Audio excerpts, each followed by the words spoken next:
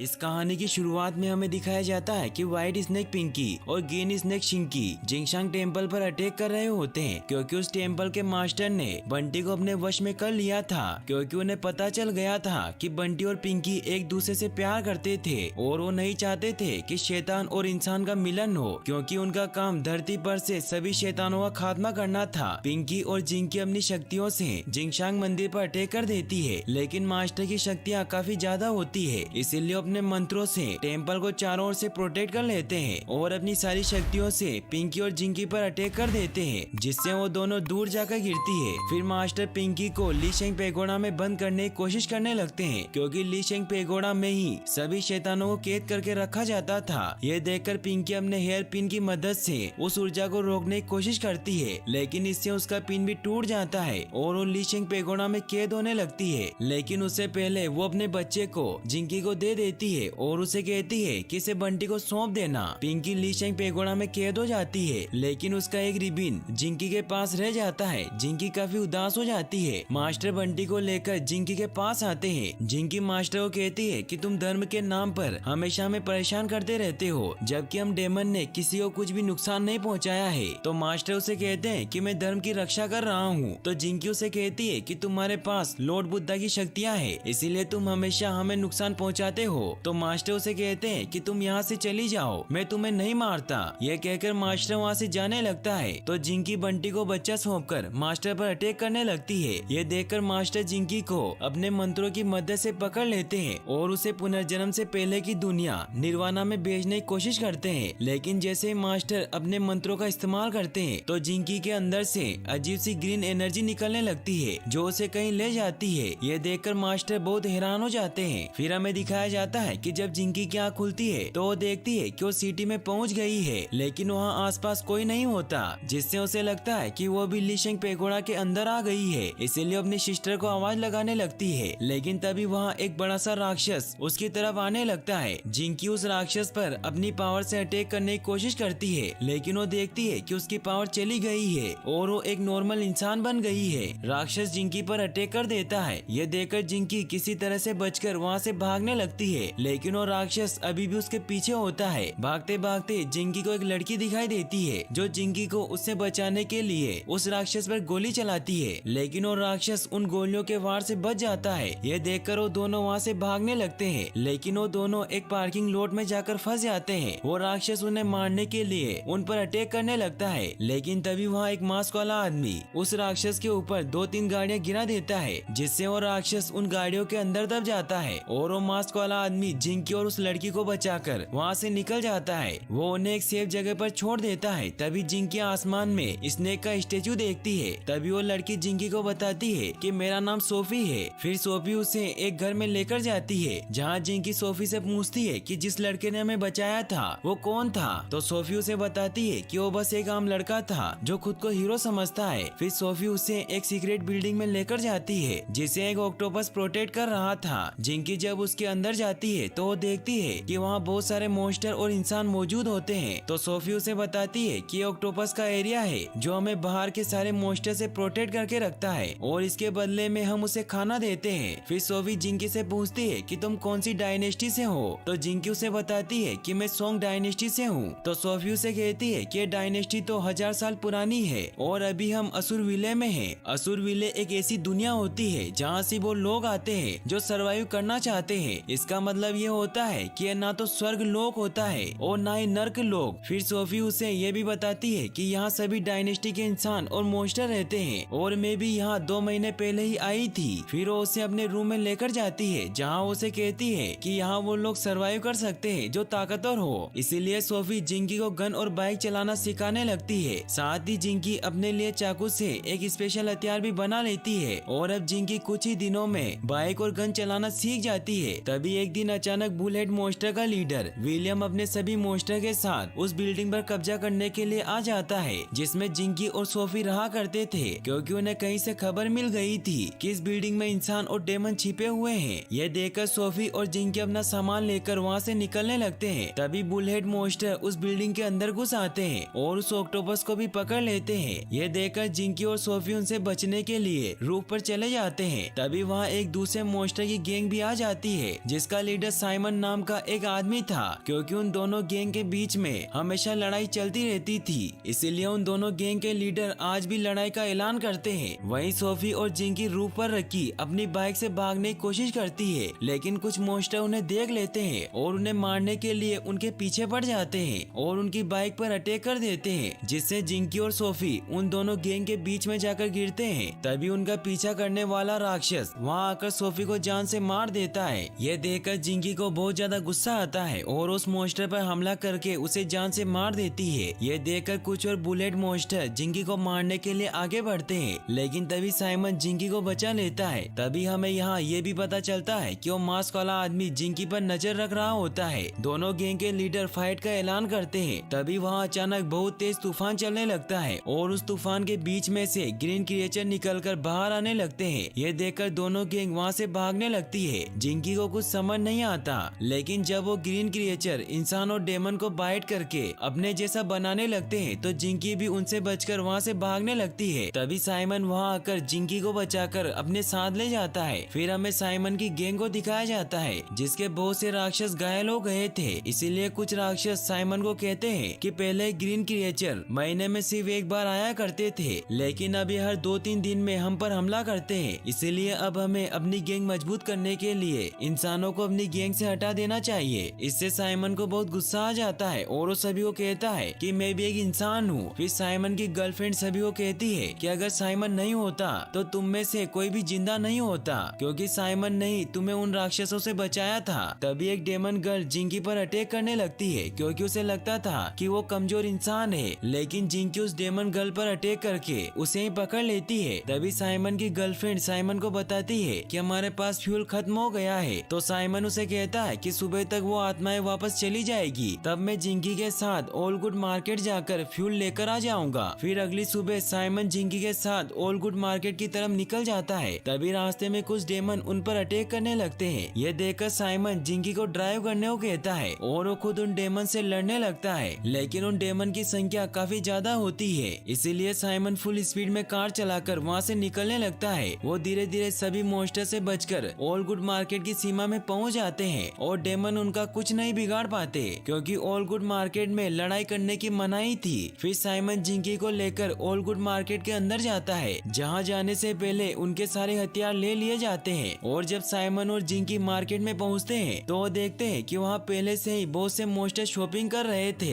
साथ ही वहाँ पर वो मास्क वाला आदमी भी होता है जो वहीं पर काम किया करता था। तभी वहाँ उस मार्केट की ओनर भी आ जाती है, जो और कोई नहीं बल्कि वही डेमन फॉक्स थी। जिंकी उस डेमन फॉक्स से पूछती है कि हम इस ससुर विले में क्या कर रहे हैं, तो फॉक्स डेमन उसे बताती है कि यहाँ वो इंसान और डेमन आते हैं जो पुनर्जन्म नहीं लेना चाहते, इसीलिए इस ससुर विले को बनाया गया है। और यहाँ जितने भी इंसान या डेमन है उनके पास अपने याद करने वालों की कोई एक न एक चीज जरूर है, जिससे वो बहुत ज्यादा अटैच्ड है। जैसे कि तुम्हारे पास तुम्हारी बहन का रिबिन है। तो जिंकी उस डेमन फॉक्स से पूछती है कि मैं इस जगह से कैसे निकल सकती हूँ। तो डेमन फॉक्स उन्हें एक तालाब के पास लेकर जाती है, जहाँ वो उसे बताती है कि अगर तुमने इस तालाब में गोता लगाया तो तुम इस ससुर विले से बचकर बाहर निकल सकती हो। लेकिन इस पानी में कूदना उतना भी आसान नहीं है, क्योंकि तुम जैसे ही इस पानी में कूदोगी तो तुम्हारे अंदर से उस इंसान की सारी यादें मिट जाएगी, जिससे तुम बहुत ज्यादा अटैच्ड थे। इसीलिए इस पानी में कूदने की हिम्मत बहुत ही कम लोग कर पाते हैं। ये सुनने के बाद वो मास्क वाला आदमी अपने पास रखी विसल को पकड़कर तालाब में देखता है तो उसे कुछ दिखाई नहीं देता,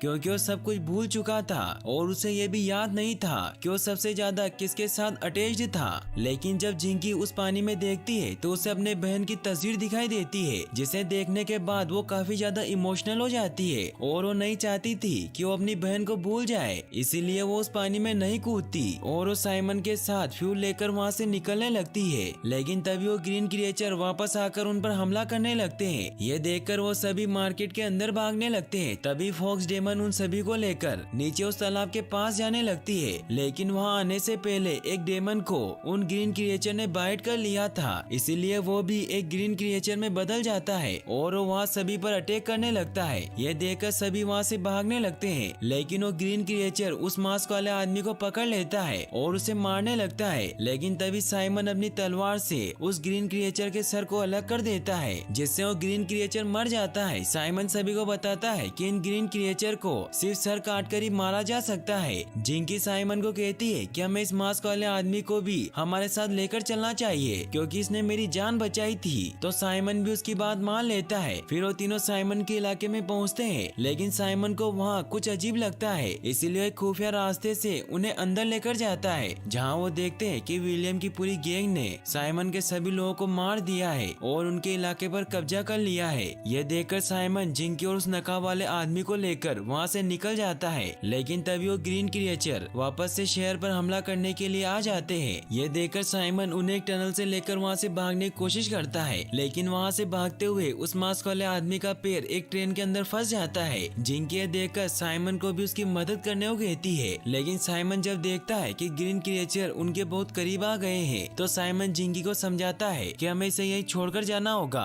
नहीं तो ग्रीन क्रिएचर हमें भी अपने जैसा बना देंगे। लेकिन जिंकी साइमन की बात नहीं सुनती और मास्क वाले आदमी की मदद करने लगती है। ये देखकर साइमन अकेला ही वहाँ से आगे निकल जाता है और उस टनल का गेट भी अंदर से लॉक कर देता है। ये देखकर जिंकी उसे रोकने की कोशिश करती है, लेकिन साइमन उसकी बात नहीं सुनता। इससे जिंकी को लगता है कि सभी आदमी एक जैसे ही होते हैं जो मुसीबत में हमें अकेला छोड़ देते हैं। इससे वो काफी हर्ट हो जाती है और वो खुद को ग्रीन क्रिएचर के हवाले करने लगती है। ये देखकर वो मास्क वाला आदमी अपना मास्क उतार देता है, जिसका चेहरा बिल्कुल पिंकी जैसा था। ये देखकर जिंकी उस ग्रीन क्रिएचर के सर को धड़ से अलग कर देती है। फिर वो अपनी पूरी ताकत लगाकर मास्क वाला आदमी को बाहर निकाल लेती है और उस टनल का गेट तोड़कर आगे बढ़ जाती है, जहाँ वो एक क्लिफ पर पहुँचते हैं। जिंकी उस मास्क वाले आदमी से कहती है कि अगर तुम मेरी बहन हो तो तुम लीशेंग पेगोडा से कैसे बच गई और तुम आदमी के शरीर में कैसे हो। तो रिप्लाई में मास्क वाला आदमी कहता है कि मुझे कुछ याद नहीं है, बस मुझे इतना पता है कि जब मेरा एक्सीडेंट हुआ था तो मैंने खुद को यहाँ पाया था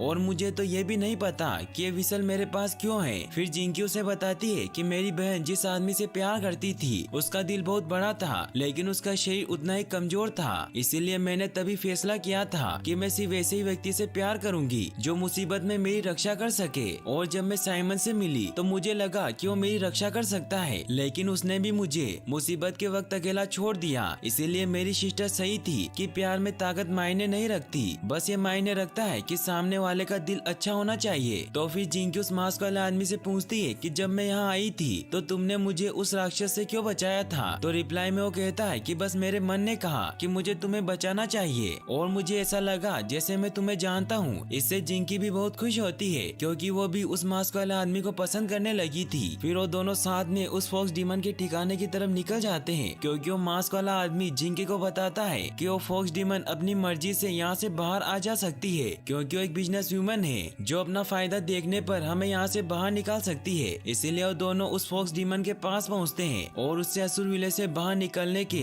दूसरे रास्ते के बारे में पूछते हैं। तो फॉक्स डीमन उन्हें बताती है कि एक दूसरा रास्ता भी है जिससे तुम अपनी यादों को बुलाए बगैर भी यहाँ से बाहर जा सकते हो, लेकिन उसके लिए तुम्हें अपने अटैचमेंट का कुछ हिस्सा मुझे देना होगा, क्योंकि उससे एक खास तरह का फ्यूल बनता है। फिर वो उन्हें तालाब के पास लेकर जाती है, जहाँ जिंकी देखती है कि साइमन भी वही होता है जिसने भी यहाँ से निकलने के लिए डीमन फॉक्स के साथ पहले से डील कर ली थी। इसीलिए फॉक्स डीमन साइमन की कुछ यादों को अपने पास रख लेती है ताकि उससे फ्यूल बना सके। फिर जिंकी और वो मास्क वाला आदमी भी इसके लिए तैयार हो जाते हैं। तो फॉक्स डीमन उन्हें बताती है कि असुर विले में एक बहुत बड़ा स्नेक का स्टेचू है जिसकी पूंछ सर से कुछ ही दूरी पर है, और एक समय ऐसा आता है जब उस स्नेक की पूंछ और सर के बीच में एक ब्रिज बन जाता है। उस वक्त ही तुम्हें उस सांप के मुंह में कूदना है, जिससे ही तुम असुर विले से बाहर निकल सकते हो। लेकिन एक प्रॉब्लम यह है कि उस स्टेचू पर ही वही ग्रीन क्रिएचर रहते हैं। फिर वो फॉक्स डीमन जिंकी के हाथ में एक टोकन पकड़ाकर उसके कान में कुछ सीक्रेट बात बताती है। तभी हमें दिखाया जाता है कि विलियम अपनी पूरी सेना के साथ ऑल गुड मार्केट पर कब्जा करने के लिए आगे बढ़ रहा होता है। फॉक्स डीमन के सैनिक जब ये देखते हैं तो फौरन फॉक्स डीमन को इसके बारे में बताते हैं। ये सुनते ही फॉक्स डीमन विलियम के ऊपर अटैक करवाने लगती है और अपने मार्केट को चारों ओर से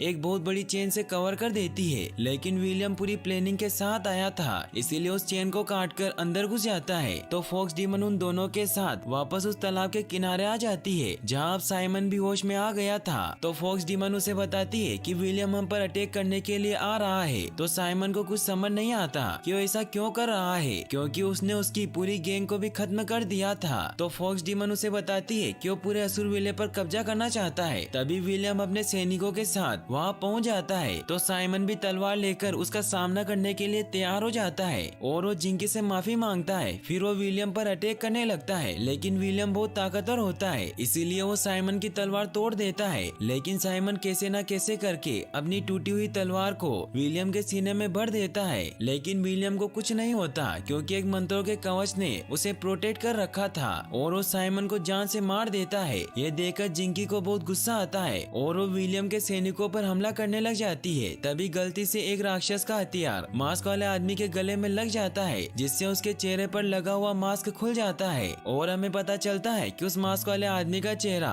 बहुत ही बदसूरत था, इसीलिए उसने विलियम से मास्क लेकर अपने चेहरे पर लगा रखा था। क्योंकि उस दिन जब जिंकी ने तालाब में पिंकी की तस्वीर देखी थी तो उस मास्क वाले आदमी ने भी देख लिया था कि जिंकी पिंकी से कितनी ज्यादा अटैच्ड है, इसीलिए उसने अपने फेस को उस मुखौटे की मदद से पिंकी के जैसा कर लिया था। क्योंकि वो एक खास तरह का मास्क था जो अपने सोचने के हिसाब से चाहे जिस फेस में चेंज हो सकता था और इसकी स्मेल काफी अलग थी, जिसकी वजह से विलियम उन तक पहुंच पाया था। ये सुनकर जिंकी को काफी गुस्सा आता है कि वो उसकी बहन नहीं है। फिर विलियम उस मास्क वाले आदमी को वो मास्क वापस देता है और उसे कहता है कि तुम चाहे जो बन सकते हो, चाहे तो तुम हमारी तरह मॉन्स्टर बन सकते हो या फिर नॉर्मल इंसान। लेकिन वो मास्क वाला आदमी वापस से पिंकी के फेस में ही आ जाता है क्योंकि वो जिंकी को पसंद करता था। ये देखकर विलियम को काफी गुस्सा आ जाता है। फिर विलियम के राक्षस फॉक्स डीमन पर अटैक करने लगते हैं, लेकिन फॉक्स डीमन उस तालाब में कूद जाती है और अपने असली रूप यानी कि एक बड़ी सी फॉक्स में चेंज हो जाती है। फिर उस पानी का टोर्नेडो बनाकर सभी पर डालने लगती है, जिससे वो सभी मॉन्स्टर एक एक करके असुर विले से बाहर निकल रहे थे।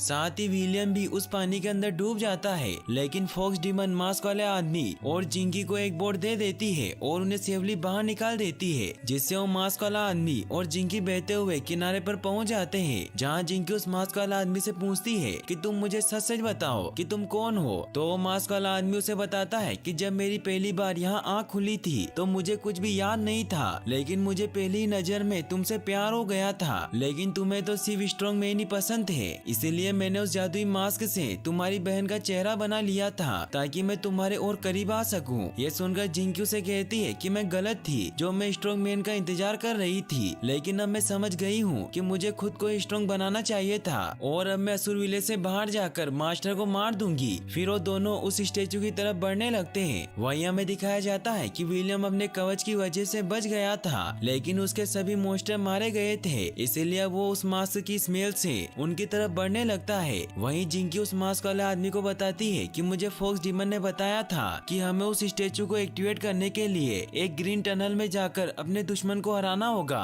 तभी उन्हें वहाँ किसी गाड़ी के आने की आवाज सुनाई देती है, जो कि एक अजीब सी बस होती है। जिंकी उस बस ड्राइवर को फॉक्स डीमन द्वारा दिया हुआ टिकट दिखाती है, जिससे वो बस ड्राइवर उन दोनों को अंदर आने देती है। फिर वो बस ड्राइवर उन्हें ग्रीन टनल का रास्ता बताती है और उसे कहती है कि जो तुम्हें जीवन में सबसे ज्यादा परेशान करता था या जिससे तुम डरते थे, उसे ही तुम्हें उस टनल में हराना होगा। तो जिंकी इसके लिए तैयार हो जाती है। तो फिर वो बस ड्राइवर उस टनल का रास्ता खोलती है, क्योंकि वो टनल और कहीं नहीं बल्कि उसी बस में था। फिर जिंकी उस मास्क वाले आदमी को बाहर छोड़कर उस टनल में जाती है और तभी वो अचानक बाहर आ जाती है। तो मास्क वाला आदमी जिंकी से पूछता है कि तुमने अंदर क्या देखा। तो जिंकी उसे बताती है कि मैंने अंदर मास्टर को देखा। फिर जिंकी उसे पूछती है कि मैं कितने टाइम से टनल के अंदर थी। तो मास्क वाला आदमी उसे कहता है कि तुम्हें अंदर जाए हुए तो सिर्फ पल भर ही हुआ है। तो जिंकी इससे काफी हैरान होती है, क्योंकि उसने अंदर काफी घंटों तक मास्टर से लड़ाई की थी। इससे वो समझ जाते हैं कि उस टनल के अंदर का 1 घंटा बाहर के 1 सेकंड से भी कम है। तो जिंकी फिर से उस टनल के अंदर जाती है, जहाँ मास्टर जिंकी को बताते हैं कि मैंने ही विलियम को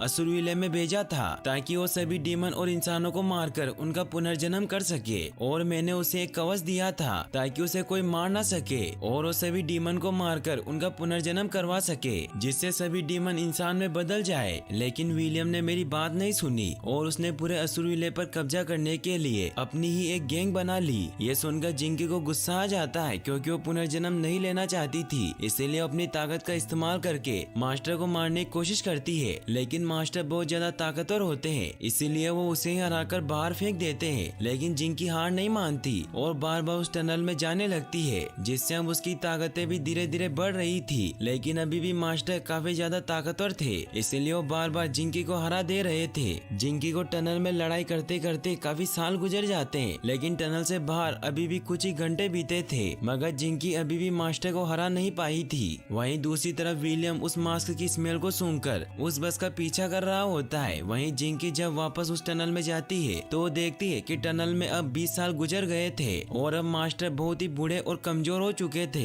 इसीलिए जिंकी अपनी सारी पावर का इस्तेमाल करके मास्टर पर अटैक कर देती है और इस बार मास्टर कमजोर होने की वजह से जिंकी से हार जाते हैं। ये देखकर जिंकी अपनी पावर का इस्तेमाल करके लीशेंग पेगोडा को भी डिस्ट्रॉय कर देती है और अब मास्टर भी मुक्ति ले लेते हैं। वहीं दूसरी तरफ दिखाया जाता है कि जैसे ही मास्टर मुक्ति लेते हैं तो विलियम का कवच भी हट जाता है, जिससे विलियम वापस से एक नॉर्मल मॉन्स्टर बन जाता है। वहीं अब जिंकी उस टनल से बाहर आ जाती है, तभी अचानक उस बस का भी एक्सीडेंट हो जाता है। तभी वो देखते हैं कि उस सांप का स्टेचू ग्लो कर रहा है और सारे पेड़ और पौधे मिलकर पूंछ और मुंह के बीच ब्रिज बनाने लगते हैं। ये देखकर वो बस ड्राइवर उन्हें कहती है कि अब तुम असुर विले से बाहर निकल सकते हो। तो दोनों उस टेल की तरफ बढ़ने लगते हैं। वहीं अब विलियम की भी सारी शक्तियाँ चली गई थी, इसीलिए अब वो भी असुर विले से बाहर निकलने का डिसाइड करता है। जिंकी और मास्क वाला आदमी दोनों आगे बढ़ने लगते हैं, जहाँ रास्ते में जिंकी उस मास्क वाले आदमी से कहती है कि मैं यहाँ से बाहर निकलकर अपनी सिस्टर को ढूंढूंगी और तुम अपने उस खास पर्सन को ढूंढना।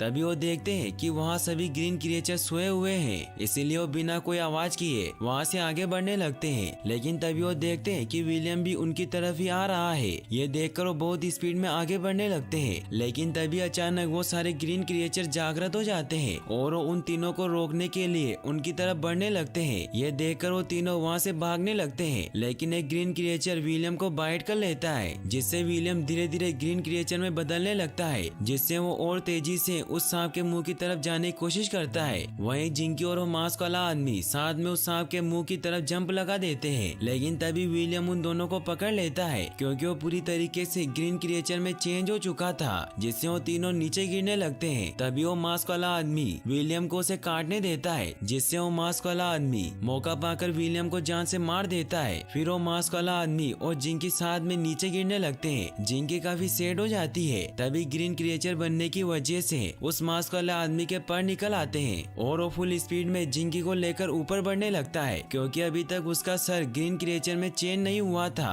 और वो किसी भी हाल में जिंकी को बाहर भेजना चाहता था। वो फुल स्पीड में उस रोशनी के पास जाकर जिंकी को उस रोशनी में फेंक देता है, लेकिन जिंकी उस मास्क वाले आदमी के बिना बाहर नहीं जाना चाहती थी, इसीलिए उसका हाथ नहीं छोड़ती। तो मास्क वाला आदमी उसे कहता है कि मैं तुम्हारे साथ बाहर नहीं चल सकता। ये कहते हुए पूरी तरीके से खत्म होने लगता है, क्योंकि ग्रीन क्रिएचर उस रोशनी के दूसरी तरफ नहीं जा सकते थे। जिंकी इससे काफी दुखी हो जाती है, जिससे उस मास्क वाले आदमी की विसल भी अलग हो जाती है, लेकिन जिंकी उस विसल को पकड़ लेती है। फिर हमें दिखाया जाता है कि जिंकी वापस असली दुनिया में आ जाती है, मगर उसे कुछ समझ नहीं आता कि उसकी बहन कहाँ पर है। तभी वो एक दिन विसल की आवाज सुनकर उसकी तरफ जाती है, तो वो वहाँ दूर लीशेंग पेगोडा को देखकर बहुत हैरान होती है। तो बांसुरी बजाते हुए बुजुर्ग आदमी उसे बताते हैं कि लीशेंग पेगोडा असली नहीं है, क्योंकि ये तो कई सालों पहले गिर गया था, लेकिन फिर इसे अब वापस बनाकर वहाँ एक म्यूजियम बना दिया गया है, जहाँ तुम जाकर वहाँ रखी पुरानी चीजों को देख सकती हो। तो फिर जिंकी उस म्यूजियम के अंदर जाती है, तो उसे अपनी बहन की वही हेयरपिन मिलती है जो मास्टर से लड़ते वक्त टूट गई थी। उस हेयरपिन को देखकर जिंकी काफी ज्यादा घबरा जाती है और वो उस हेयरपिन को बाहर लाकर उसे जोड़ने लगती है, लेकिन उस हेयरपिन का एक हिस्सा गायब था। तभी उसे उस मास्क वाले आदमी के विसल से